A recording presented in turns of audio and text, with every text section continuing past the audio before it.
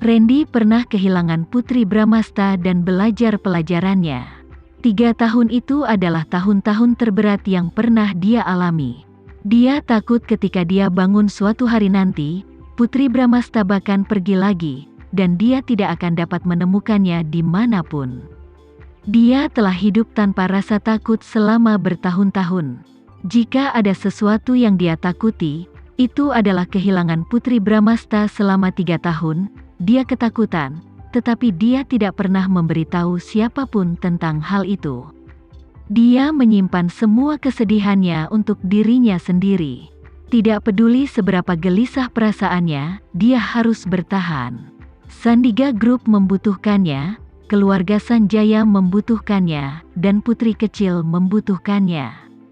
Aku tahu, kamu pergi saja dengan urusanmu sendiri. Dirga melambaikan tangannya dengan tidak sabar. Ingat itu, jika kamu melakukan kesalahan, aku pasti akan memberimu pelajaran, Randy memperingatkan lagi. Apakah kalian berdua bertengkar? Kenapa? Tanpa sepengetahuan mereka, Putri Bramasta berjalan mendekat dan menatap mereka, bingung. Suamimu tidak senang aku tinggal di sini. Dia berusaha mengusirku, kata Dirga puas. Putri Bramasta menatap Randy, dia mengaitkan lengannya dan berkata dengan nakal, Tuan Randyku bukan orang picik.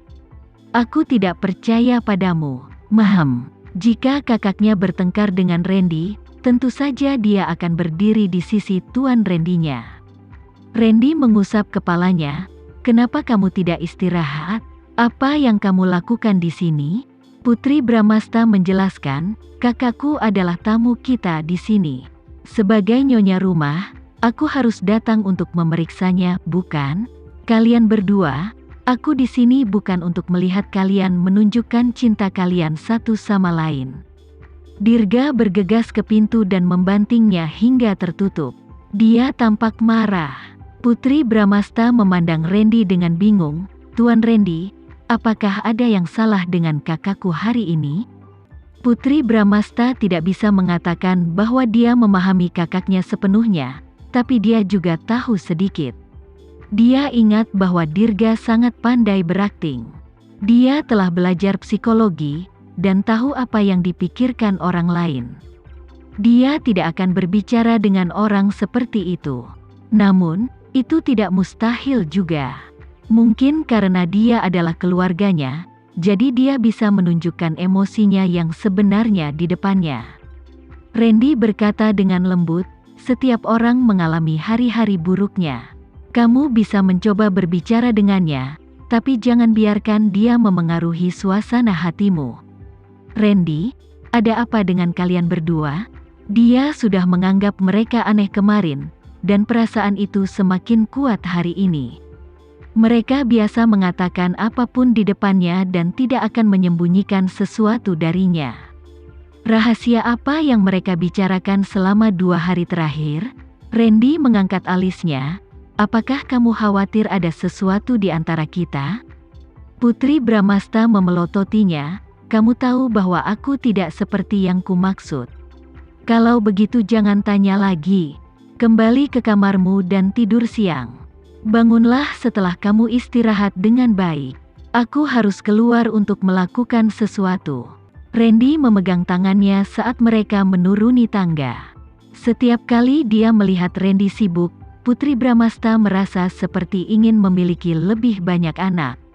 Nantinya ketika anak-anak sudah besar, mereka bisa berbagi pekerjaan secara setara, dan tidak seperti Randy yang sekarang mengangkat Sandiga Group sendirian. Kalau begitu kamu lanjutkan dan bekerja. Fokus saja pada pekerjaanmu, dan jangan khawatir tentang masalah di rumah. Aku di sini. Oke, aku akan mengantarmu ke pintu. Aku akan menemanimu kembali ke kamar. Keduanya berbicara hampir bersamaan, lalu saling memandang, tersenyum. Randy memeluk Putri Bramasta. Putri berbicara lagi lebih dulu.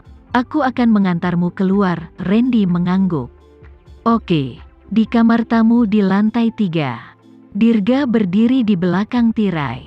Dia mengintip melalui tirai untuk melihat Randy dan Putri Bramasta berjalan ke gerbang utama. Yang satu tampan, sementara yang lain cantik.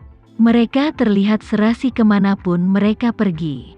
Ketika mereka berdua berjalan berdampingan, mereka menarik begitu banyak perhatian dan kekaguman.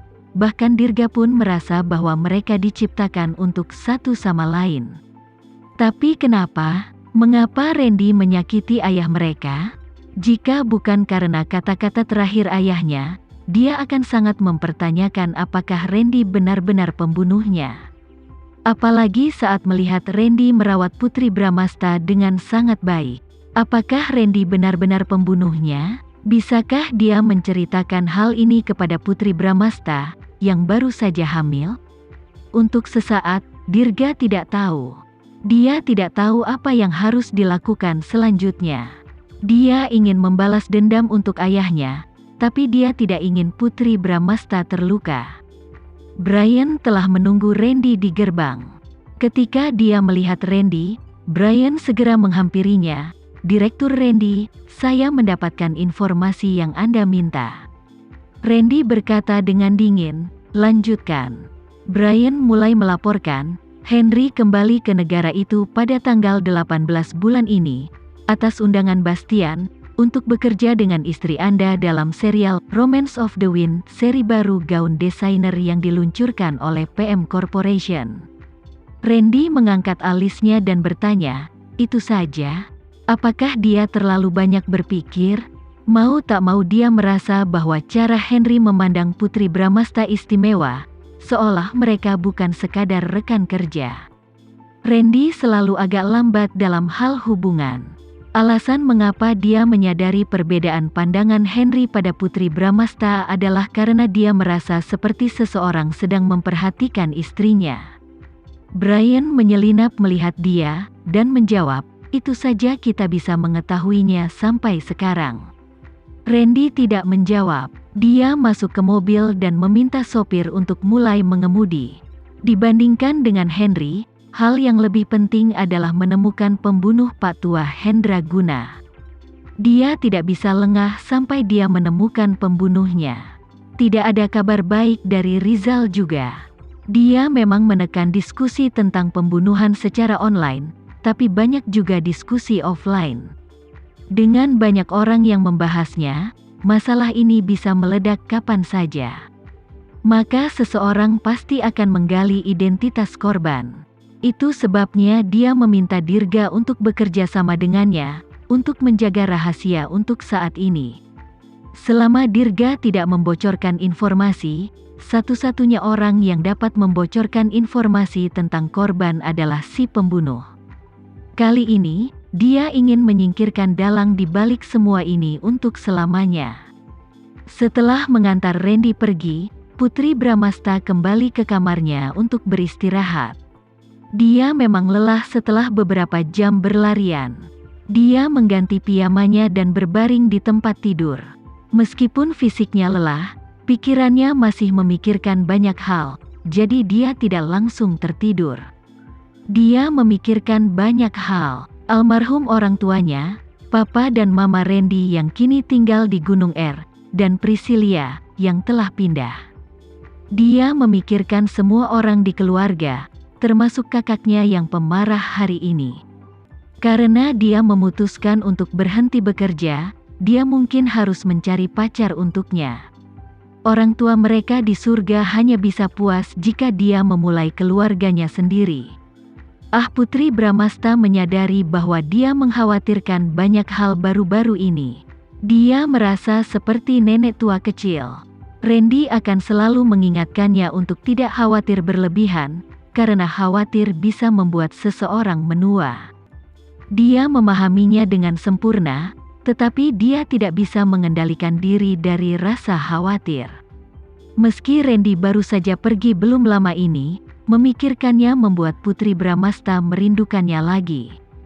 Dia ingin mengiriminya pesan teks, memintanya untuk beristirahat di sela-sela pekerjaan, dan tidak bekerja sepanjang hari seperti robot. Saat itulah dia menyadari dia tidak bisa menemukan teleponnya. Kemana ponselnya pergi? Setelah beberapa pemikiran, dia akhirnya ingat. Dia telah menjatuhkan ponselnya di kamar kecil restoran selama episode dengan Henry sore ini. Dia terkejut saat itu, dan mendengar nama Randy membuat otaknya kosong. Dia bahkan tidak tahu bagaimana dia bisa keluar dari kamar kecil, apalagi mengambil teleponnya. Putri Bramasta mengambil telepon cadangan di rumah dan mencoba menghubungi nomornya sendiri. Jika telepon rusak, dia hanya akan mengajukan kartu lain.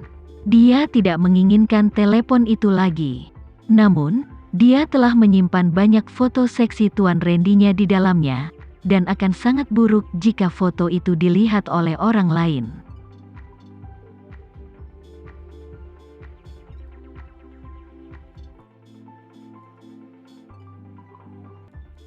Sekian dulu ya video kali ini. Kita lanjutkan lagi videonya di lain waktu. Oh iya, bagaimana menurut kalian? Semoga bisa sedikit menghibur kalian semua. Untuk teman-teman yang baru nonton, jangan lupa subscribe ya, hehehe. Dan kalau teman-teman ada yang ingin gabung langganan, bisa langsung gabung saja untuk dapat fitur yang menarik dan sedikit membantu Mimin. Terima kasih banyak sudah menonton, sampai jumpa lagi, bye bye bye.